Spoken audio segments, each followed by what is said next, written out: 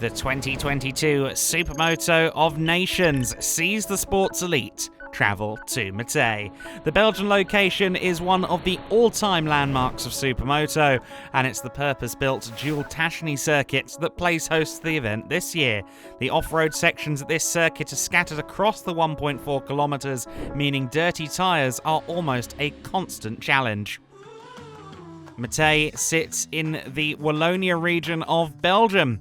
This part of the country is ideal for anyone with an adventurous spirit, with stunning landscapes and ample opportunity to explore.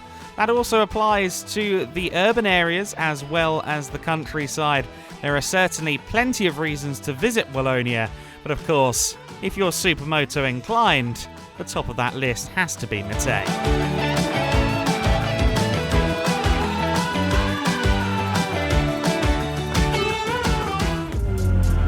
Let's take a look at this hallowed turf with Roman Kuyvers, Steve Bonnell and Ariel Dadja.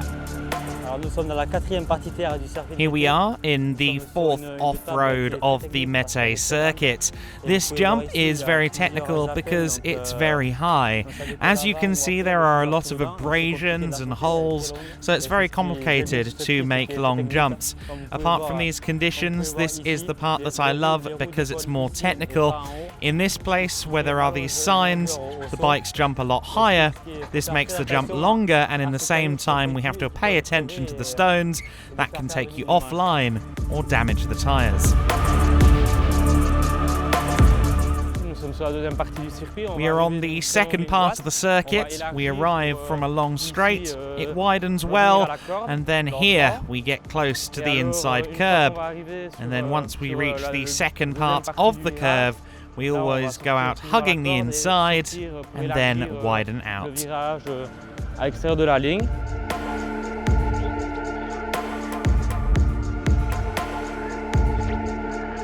This line is very fast, very nice. A lot of jump in the tree tabletop, and after another step up like this, you put more gear in the air. After you landing, you push hard gas. It's very fast and fun.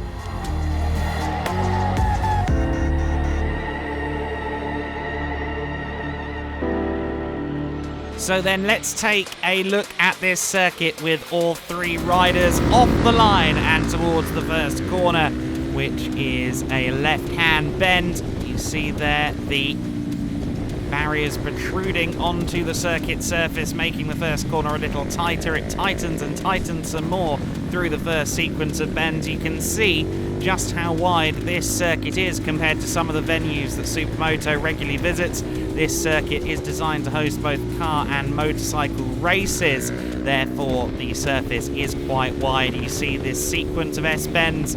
It's all pretty open, but then we get onto the dirt for the first time. Over the jump, it tightens quite a bit onto the tarmac, only briefly deviating onto the concrete, and some more dirt out onto what is the back straight of the regular non-Supermoto layout, and then we will peel off onto the dirt once more with what's not really a chicane, it's more a double hairpin. Certainly a pinch point for the riders there as we go back onto the dirt again over these few jumps. Careful on the brakes as you avoid those tyres going back onto the tarmac only briefly before another dirt section. You have to gradually slow the bike down as you approach that curve there. Back onto the tarmac and towards the start-finish straight, albeit not to complete the lap. There's still some way to go yet, peeling back off the main straight and once again towards a technical section back onto the smooth wide surfaces of the main dual Tachny circuit, but only briefly. Look at this for a pinch point onto the dirt once again. And then you've got some nice big jumps to get some air as you approach the tail end of the lap. The most severe jump of the layout comes there. Another little bit of a pinch point there as the barriers protrude inward towards the surface, over the concrete and back onto the tarmac around what is finally the final corner, and that's a lap of Matei. Here at the Supermoto of Nations, the grids are determined with qualifying races split among 3 rider groups.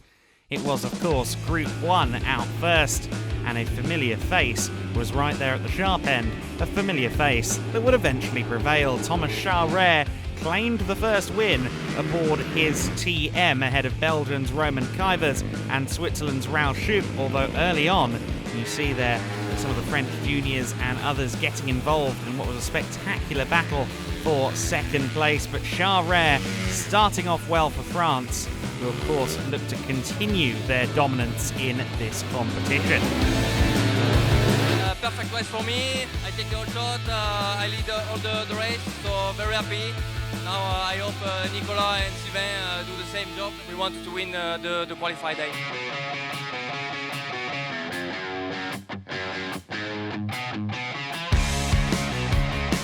The Group 2 race saw yet more French success as Nicolas Cousin streaked away out front ahead of Italy's Diego Monticelli and Belgium's Kevin Villavoyet, who built on Kuiver's second place in the previous race aboard his Husqvarna.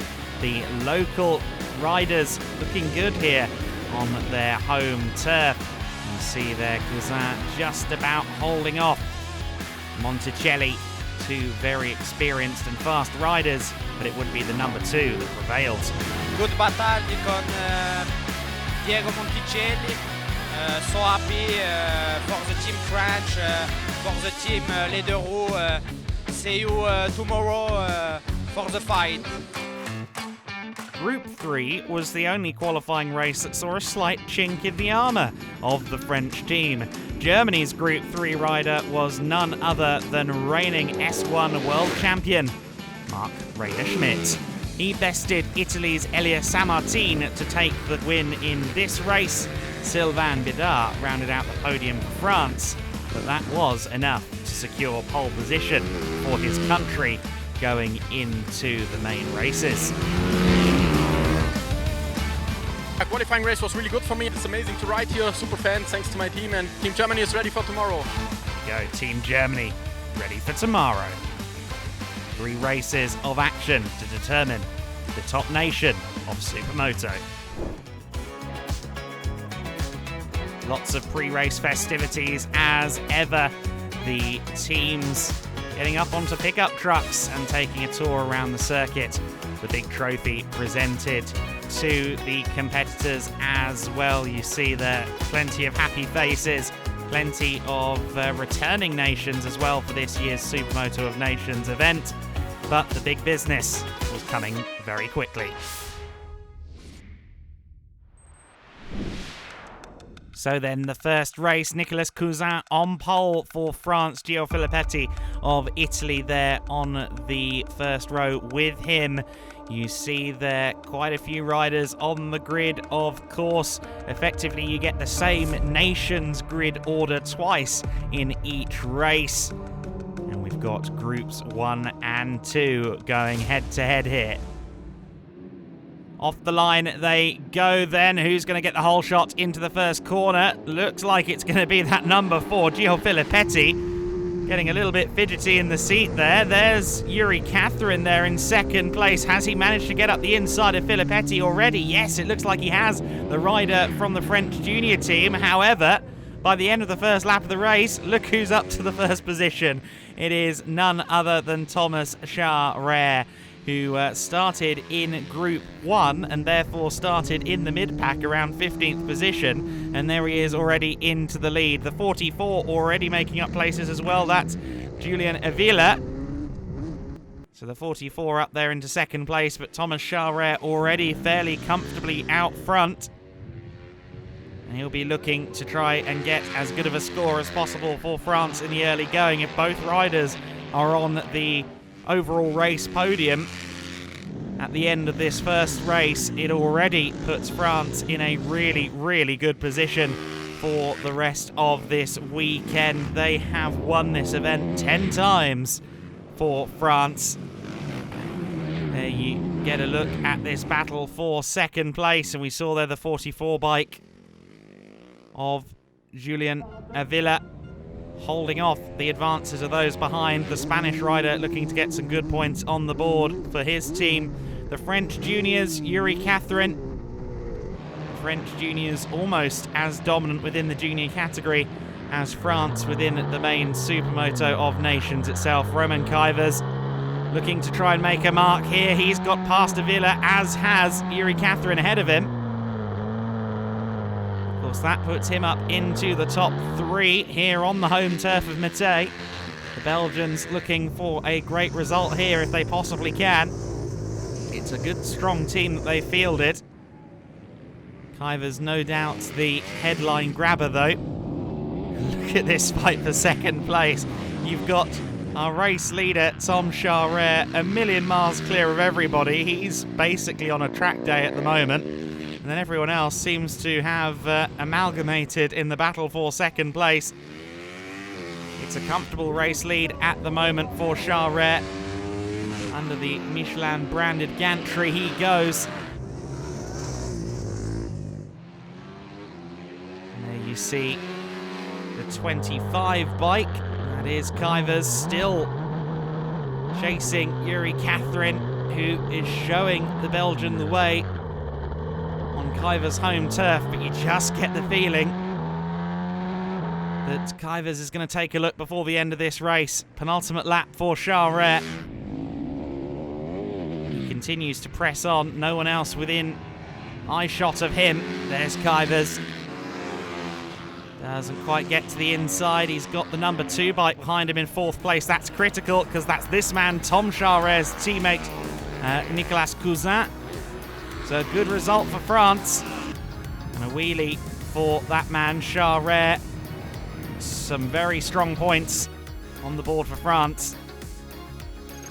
You see just the 1 point attributed to Charret, and Nicolas Cousin actually got to 3rd place. That means just 4 points thus far for the French team. Low point scores are a good thing. I am not happy. I finish at 4th position. I am 3 all race, and the last lap I finish 4. I'm not happy, but the last race I do my best. And there's confirmation of that. France with 4 points. The juniors from France on 10. Italy on 17. And that 4th place at the end for Kuivers puts Belgium down to 5th on 21 points, tied with Switzerland.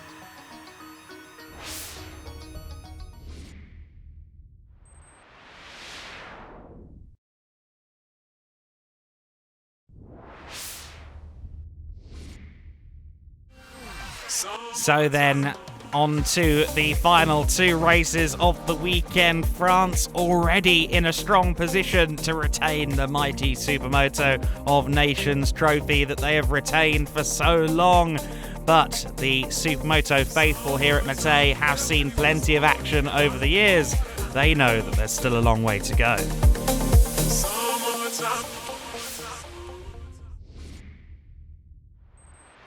So then race 2, rider groups 2 and 3 together with the group 3 riders second up. You see here the great list of riders that we've got once again, over 30 on track across the 2 groups. And keep an eye on one man in particular. That's Marc-Rainer Schmidt, who will start outside the top 20 for Germany. That won't be in the mind of Sylvain Bidard, though. He leads the way on that number 3 bike. Everyone trying to find a way through the first few corners. Looks like a good start for one of the Spanish riders as everybody tries to find some room through the first couple of corners. It is Team France's Sylvain Bidard that leads. Is that the 44 bike up to second place? I believe that is Julian Avila on the Spanish junior entry. Yes, it is. In third place there is the French Yuri Catherine, the French junior, and that's Marc-Rainer Schmidt already up into third place with that move. So Marc-Rainer Schmidt has wasted absolutely no time carving his way through the order, and on lap 2 of the race, he's already challenging for the lead. Nicolas Cousin has been taken, and now so has the number 3 of Sylvain Bidard. Well, he had a feeling that Schmidt would find himself on the podium. Wasn't sure it was going to be a victory, and certainly didn't expect it to happen before 1/4 distance in the race. But Marc-Rainer Schmidt has already proven is considerable talent once again. The current Supermoto World Champion trying to get some points on the board for Germany. There you see Monticelli being the thorn in the side of Avila there. But no thorns in the side for Schmidt, who continues to press on that 63 bike. He'll be joined in this race by Nico Ioannidis. And it's getting quite physical there, isn't it? That was the number 5 ploughing through, Diego Monticelli, taking the opportunity presented to him. And arguably forcing the opportunity into existence. Despite Sylvain Bidard's best efforts, there's Steve Bonnell in amongst the battle, and that was the 62 we mentioned. The teammate to this man, Mark Rainer Schmidt, who continues to just pull away at the sharp end of the order. We ride on board with Elias Sammartin. He gets himself up into 8th place on the second of the Italian bikes, the number 6 making its way through the order. There's the 44 up ahead. So that is the fast-starting Avila, who's now down to 7th place. Make that 8th place as Sammartin moves up another position. Good scrapping further back there. But that's a big moment there, and straight on goes the German junior, Eddie Freck. So that's not the teammate to that man, Mark Rainer Schmidt. So that doesn't concern Schmidt particularly. There's Cousin there, now down in 4th place. Or rather up to 4th place, of course, because he started in the second grid batch, as it were. So he's done well, and that's going to be critical for France, because again, they're going to have 2 riders in the top 5 by the looks of it. Mark Rainer Schmidt, though, has done exactly what he needs to do. And that is force his way to the top for Germany.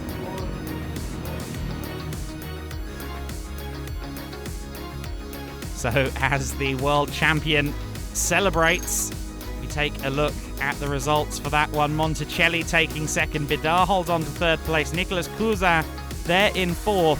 The 2 French seniors still in the top 5. That trophy one step closer to retaining. And there you see the confirmation, 11 points for France. Italy and the French juniors tied on 25, Germany on 38, courtesy of Schmidt's efforts there.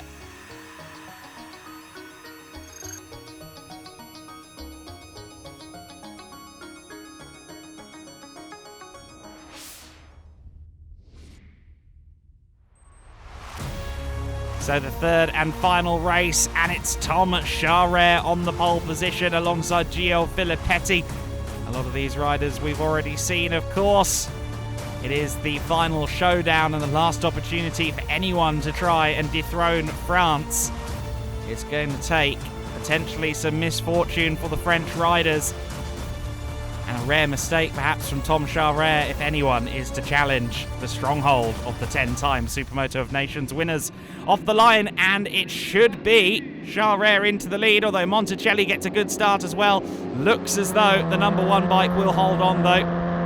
Riding on board with Italy's Elias Sammartin as they head towards the first corner. Everyone once again finding room on this very wide track surface. A good start there for Jay Smith for Great Britain. He's made up some good positions there in the first couple of turns. Up ahead of Roman Kuivers, already into 4th. Make that 3rd place is Mark Rainer Schmidt. He presses on then.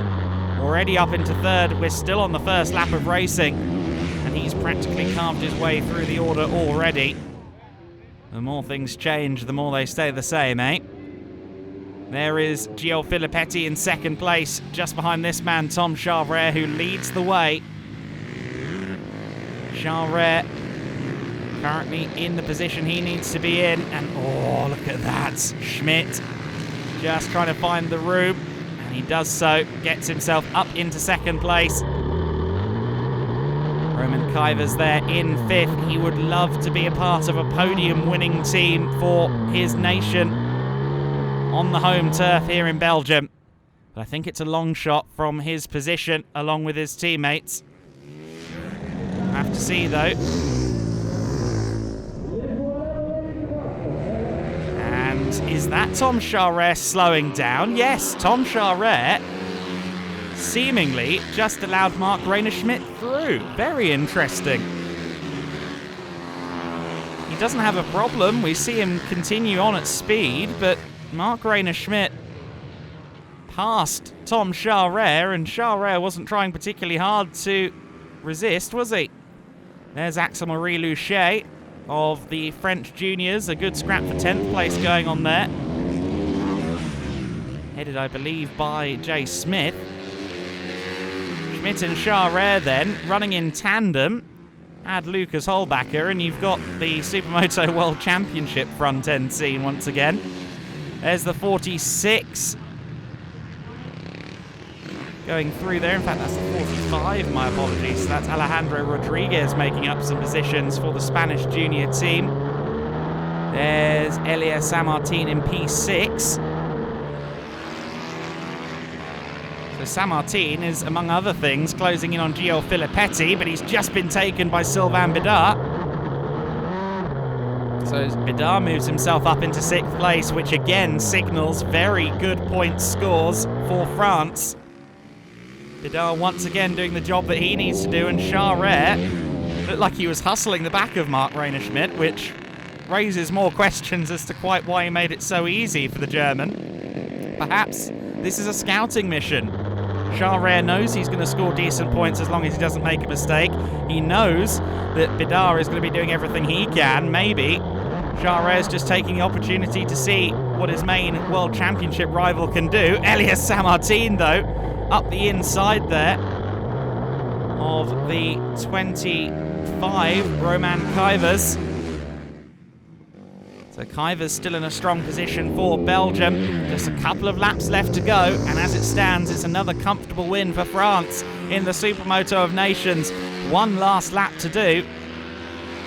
Charret, again, it's hard to think that he's going to be trying to make a move when he let Schmidt through.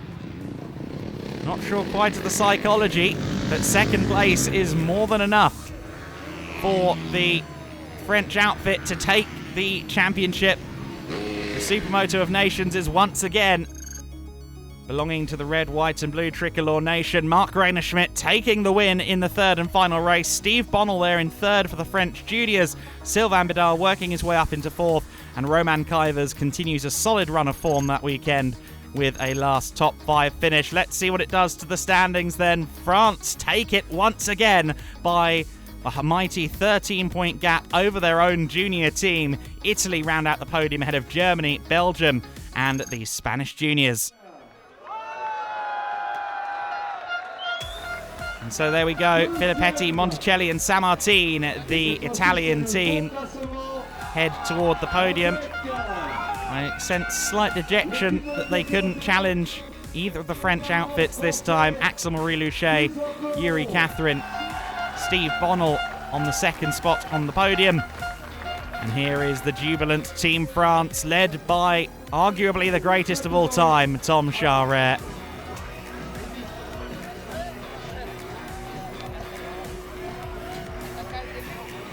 Handing over the spoils and the plaudits to the French team, who are always so dominant here in the Supermoto of Nations. It's their 11th win in this prestigious event, and the massive cup is once again handed to Tom Charret and his colleagues Nicolas Cousin and Sylvain Bidart. They need all 3 of them to lift it. What a success once again for France. Now we are very happy about all the team and also the French team, junior, and we come back at home with the trophy, and it's so incredible for us.